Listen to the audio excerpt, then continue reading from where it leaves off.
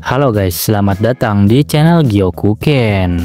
Jadi di video kali ini gua bakalan ngebahas penjelasan semua elemen yang ada di anime Naruto. Ninjutsu elemental merupakan salah satu pilar sistem kekuatan di dunia Naruto yang mencakup sebagian besar teknik yang digunakan oleh para pemeran utama dalam serial ini. Dari kemunculan awal jutsu bola api milik klan Uchiha hingga debut Chidori milik Sasuke, atau bahkan penggunaan pertama kali Rasen Shuriken milik Naruto yang kini menjadi ciri khasnya. Kelas teknik ninjutsu ini secara konsisten telah digunakan untuk menandakan peningkatan level kekuatan. Bahkan perkembangan Naruto dan Sasuke sebagai shinobi di seluruh seri Naruto sebagian berputar di sekitar kemajuan dalam kemampuan mereka masing-masing untuk menggunakan ninjutsu elemental, khususnya di paruh kedua seri ini. Prinsip dasar yang memandu seorang shinobi dalam penggunaan teknik elemen adalah transformasi alam, yang memerlukan pencampuran sifat cakra tertentu ke dalam satu teknik yang memberinya berbagai sifat yang meningkatkan efektivitasnya. Menguasai sifat cakra tertentu dapat memakan waktu bertahun-tahun latihan yang berdedikasi untuk menghasilkan teknik yang skala dan cakupannya melampaui batas imajinasi manusia. Dengan demikian, ninja yang dapat menggunakan satu atau lebih transformasi alam sangat didambakan di antara desa-desa tersembunyi di 5 negara besar shinobi.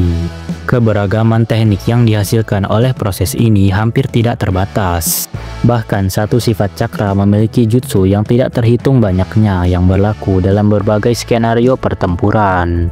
Dasar-dasar ninjutsu elemental.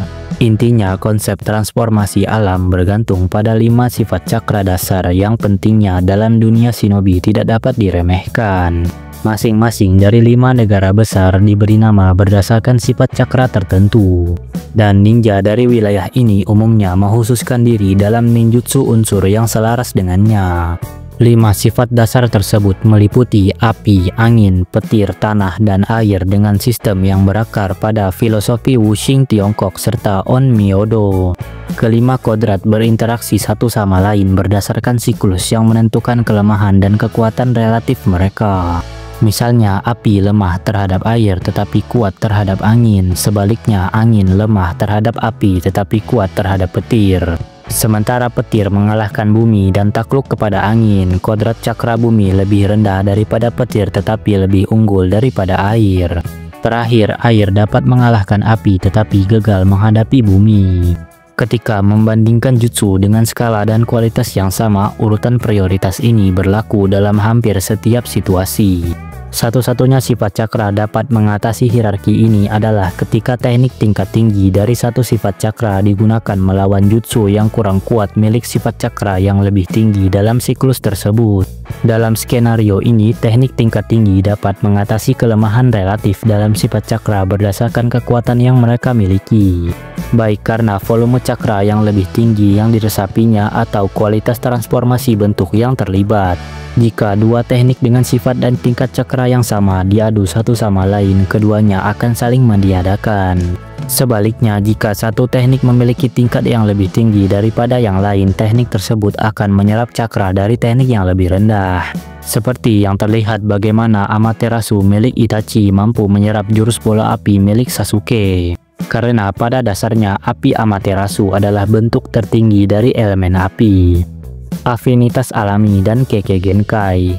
Shinobi pada umumnya memiliki ketertarikan alami terhadap satu atau lebih sifat cakra, yang memudahkan mereka untuk melakukan dan menguasai teknik yang terkait dengan transformasi sifat tertentu. Anggota klan Uchiha seringkali memiliki ketertarikan alami terhadap elemen api. Sebagaimana dibuktikan dengan bagaimana menguasai elemen api, teknik bola api besar merupakan ritual bagi mereka. Sifat cakra bawaan seorang shinobi dapat ditentukan melalui jenis kertas khusus yang dikenal sebagai kertas induksi cakra yang bereaksi secara unik terhadap setiap sifat cakra.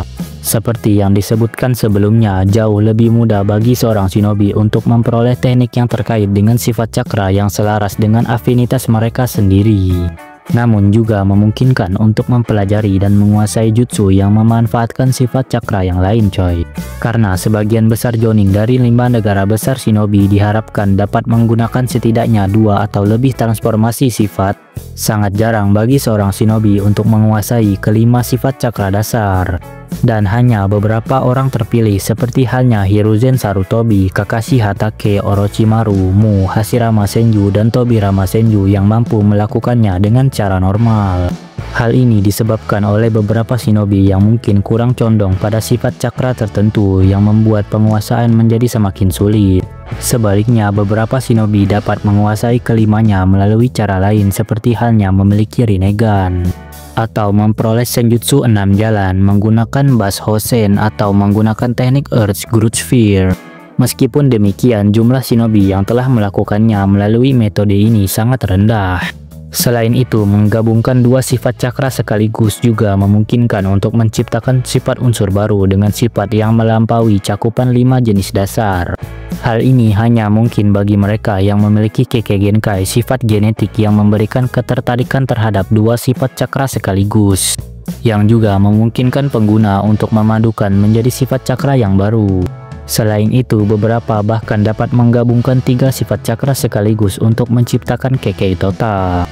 Beberapa shinobi yang diketahui mampu melakukannya adalah Onoki dan pendahulunya Mu, yang mampu menggunakan elemen debu menyisir elemen tanah, api, dan angin. Membawa hal ini menjadi satu tingkat lebih tinggi dari Kekkei Genkai dan Kekkei Tota. Bola pencari kebenaran atau Gudodama adalah puncak dari ninjutsu unsur dan menggabungkan kelima sifat cakra besar sekaligus, yang membuatnya mampu meniadakan transformasi alam apapun yang mereka lawan. 9 Kekkei Genkai yang berbeda dipamerkan selama seri ini, dimulai dengan elemen es Haku yang menggabungkan elemen es dan angin. Elemen kayu Hashirama Senju adalah salah satu Kekkei Genkai yang paling didambakan dalam sejarah, menggabungkan elemen tanah dan air untuk menciptakan vegetasi yang dapat mengubah seluruh medan pertempuran. Elemen badai memadukan elemen petir dan air, sementara elemen magnet menggunakan sifat cakra angin dan tanah dan merupakan kemampuan khas Shukaku ekor 1. Dan juga elemen lahar adalah Kekkei Genkai yang lain yang terkait dengan monster berekor yang digunakan oleh Son Goku ekor 4. Elemen ini adalah perpaduan dari elemen api dan juga elemen tanah, memanipulasi imajinasi dan realitas. Untuk teknik yang berada di luar cakupan 5 sifat cakra dasar, ada 2 kelas tambahan yang mengatur kemampuan dan mengubah imajinasi dan realitas yang masing-masing disebut elemen yin dan elemen yang. Jika yang pertama bergantung pada energi spiritual shinobi, yang terakhir berfokus pada energi fisik mereka. Sebagian besar genjutsu berada di bawah naungan elemen yin karena cara mereka mengubah realitas melalui manipulasi cakra. Juga salah satu jutsu tersembunyi Konohagakure, teknik meniru bayangan dari klan Nara, memiliki dasar elemen dari elemen yin.